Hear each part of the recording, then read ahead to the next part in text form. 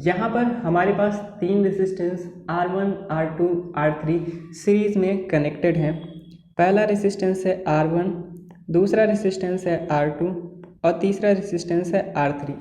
इन तीनों रेसिस्टेंस के अक्रॉस हमने वोल्ट मीटर कनेक्ट किया है, जिससे इनके अक्रॉस हम पोटेंशियल डिफरेंस को मेज़र कर सकें। R1 के across volt meter V1, R2 के क्रॉस वोल्ट मीटर V2 और R3 के क्रॉस वोल्ट मीटर की जो रीडिंग थी वो V3 है। साथ ही हमने एमीटर भी कनेक्ट किया था, जिससे तीनों रेसिस्टेंस में हम करंट की वैल्यू को मेज़र कर सकें। तो यहाँ पर जब हमने इस सर्किट को सेल से कनेक्ट किया और जब इसमें करंट फ्लो होने लगी, तो हमने ऑब्ज़र्व किया कि जो भी वोल्ट मीटर, तीनों ही voltmeter reading each resistance, हर एक रेसिस्टेंस से क्रॉस जो वोल्ट मीटर की रीडिंग थी वो डिफरेंट मिली। और जो अमीटर की रीडिंग थी, जो कि करंट की वैल्यू को बताएगी, हर एक रेसिस्टेंस के अक्रॉस वो हमें सेम मिली। वोल्ट मीटर की रीडिंग डिफरेंट का मतलब हर एक के अक्रॉस पोटेंशियल डिफरेंस डिफरेंट था, और अमीटर की रीडिंग सेम होने का मतलब सारे रेसिस्टेंस जो कि सीरीज में कनेक्टेड थे उसमें सेम अमाउंट की करंट फ्लो कर रही थी। तो यहाँ से कंक्लूज़न ये मिला, इन दोनों ऑब्जर्वेशन से हमें कंक्लूज़न ये मिला कि same current in each resistance और different potential across each resistance. मतलब सीरीज़ में हर एक रेसिस्टेंस में जो करंट की वैल्यू होती है वो सेम होती है, बट हर एक रेसिस्टेंस के अक्रॉस जो पोटेंशियल डिफरेंस होता है वो डिफरेंट होता है। इक्विवेलेंट सर्किट और इक्विवेलेंट रेसिस्टेंस क्या होते हैं? अगर हम किसी सर्किट में कम्बिनेशन ऑफ रेसिस्टेंस को एक सिंगल रेसिस्टेंस के थ्रू रिप्लेस कर दें तो भी सर्किट में करंट और वोल्टेज की वैल्यू पर इफेक्ट ना पड़े, तो वहाँ पर कम्बिनेशन ऑफ रेसिस्टेंस जिस सिंगल रेसिस्टेंस से रिप्लेस हुआ था उसी को हम बोलते हैं इक्विवेलेंट रेसिस्टेंस, और इक्विवेलेंट रेसिस्टेंस के थ्रू बनी सर्किट को हम बोलते हैं इक्विवेलेंट सर्किट। इसको समझते हैं। यहाँ पर हमारे पास तीन रेसिस्टेंस हैं, R1, R2 और R3। अच्छा, यहाँ पर हमारे पास एक सेल है जिसका पोटेंशियल डिफरेंस V और करंट I है इस सर्किट में। तो अगर हम इन तीनों रेसिस्टेंस R1, R2, R3 को एक सिंगल रेसिस्टेंस से रिप्लेस कर दें, जिससे करंट और पोटेंशियल की वैल्यू पर इफेक्ट ना पड़े, मतलब करंट और पोटेंशियल ना चेंज हो, तो वहाँ पर वो जो सिंगल रेसिस्टेंस था उसी को हम बोलते हैं इक्विवेलेंट रेसिस्टेंस। तो इक्विवेलेंट रेसिस्टेंस की हेल्प से जो भी सर्किट हम बनाएंगे उसी को हम बोलते हैं इक्विवेलेंट सर्किट।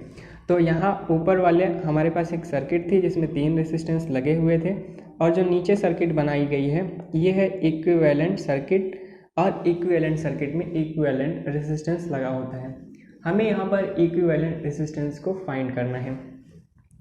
अभी हमने पढ़ा था कि जो सीरीज कम्बिनेशन होता है उसमें करंट की वैल्यू सेम होती है और हर एक के अक्रॉस पोटेंशियल डिफरेंस डिफरेंट होता है। तो यहाँ पर हम लिख सकते हैं that V is equal to हो जाएगा V1 plus V2 plus V3। यहाँ पर जो पोटेंशियल डिफरेंस V है सेल के अक्रॉस, वही तीनों रेसिस्टेंस के अक्रॉस ड्रॉप होगा, तो V इज इक्वल टू हम लिख सकते हैं V1 plus V2 plus V3। अच्छा, इसमें हम ओम के लॉ को अगर लगाएं तो हमें मिलेगा V is equal to V1, तो हम लिख सकते हैं V1 is equal to I times R1, क्योंकि यहाँ पर करंट की वैल्यू सेम है। V2 इज इक्वल टू हम लिख सकते हैं I टाइम्स R2, और V3 इज इक्वल टू हम लिख सकते हैं I टाइम्स R3। जब हम इसको यहाँ पे पुटअप करेंगे तो हमें मिलेगा V is equal to I times R1 plus I R2 plus हो जाएगा I R3।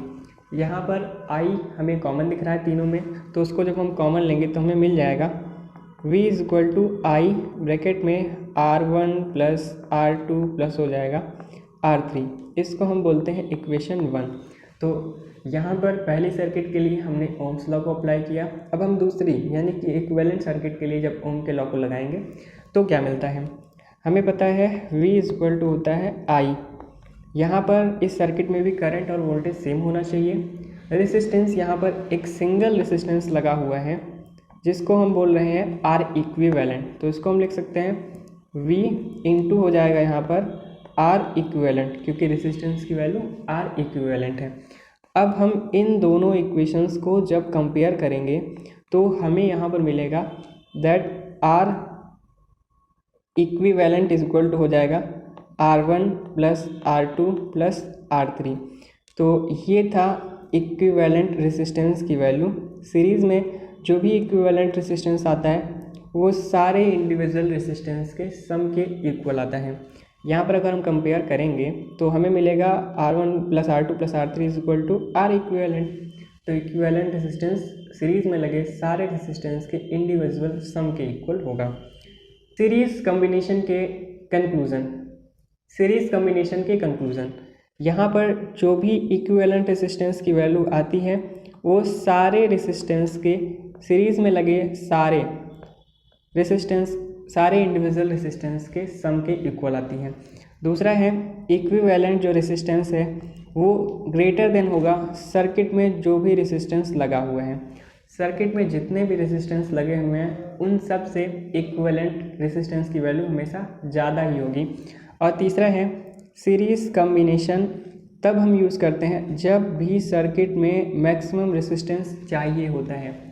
यहाँ पर वैसे भी हम देख सकते हैं कि RS is equal to R1 plus R2 plus R3, यानी कि जो भी हम इक्विवेलेंट रेसिस्टेंस की वैल्यू फाइंड कर रहे हैं वो सारे रेसिस्टेंस के सम से फाइंड कर रहे हैं। मतलब जब भी हमें मैक्सिमम रेसिस्टेंस चाहिए होगा तो हम सीरीज़ कॉम्बिनेशन का ही यूज़ करेंगे। तो ये कंक्लूज़न थे। पहला था कि जो भी इक्विवेलेंट रेसिस्टेंस होगा वो सर्किट में लगे सारे रेसिस्टेंस का हम सम कर लेंगे। दूसरा, इक्विवेलेंट रेसिस्टेंस सर्किट में लगे किसी भी रेसिस्टेंस की वैल्यू से ज़्यादा होगा।